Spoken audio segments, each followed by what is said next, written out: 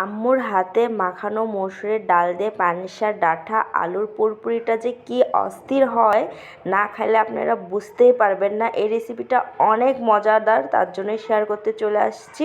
তো আম্মু ফার্স্টে মসুরের ডালগুলোকে ভালো করে ধুয়ে নিয়েছে, তারপর একটা প্যানে দিয়ে নিয়েছে যেটাতে রান্না করবে।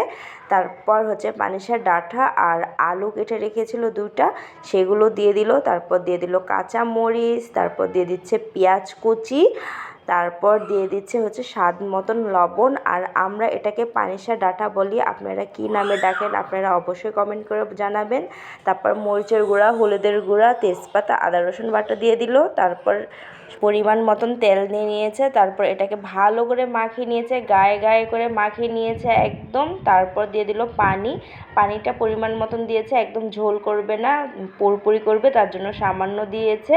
তারপর ঢেকে রেখেছিলাম, দিয়ে আমি অফ ক্যামেরায় কয়েকবার নাড়াচাড়া করে নিয়েছি। তো হয়ে গেছে, দেখতেই পাচ্ছেন আলুগুলো সিদ্ধ হয়ে গেছে, ডাঁটাও সিদ্ধ হয়ে গেছে। শেষ পর্যায়ে গরম মশলা দিয়ে নিলাম, দিয়ে এটাকে নাড়াচাড়া করে একদম মিক্স করে নিলাম।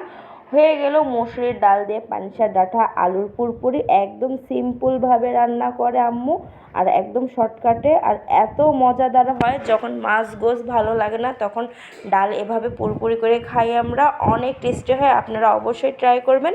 তো ভিডিওটি আজকের এই পর্যন্তই। ভিডিওটি ভালো লাগলে লাইক শেয়ার করে দিবেন, আর আমার ইউটিউব চ্যানেলটাকে সাবস্ক্রাইব করে দেবেন। আল্লাহ হাফেজ।